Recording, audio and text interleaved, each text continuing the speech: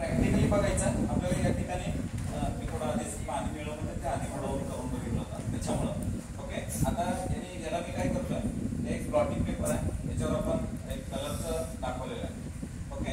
आता capillary action म्हणजे काय त्याच्यामध्ये आपण अर्ध बुडवायचं आणि आपल्याला ऑब्झर्व करायचं काय होतं म्हणजे एक्झॅक्ट आपल्याला लक्षात येईल की काय कॅपिलरी ऍक्शन म्हणजे काय कशाला म्हणतो आपण कॅपिलरी ऍक्शन तर आपण बघूया. पकड अर्ध बुडवून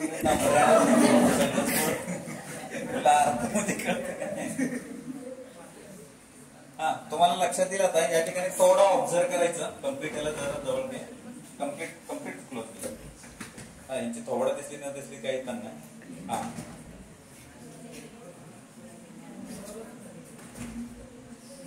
जे बॅकला आता या ठिकाणी काय दिसतंय बघा तुम्हाला इथे काय दिसलं तुम्हाला हे बघा ही रेष होती इथपर्यंत अजून पण वर चाललेले बघा अजून पण आपण थांबलोय.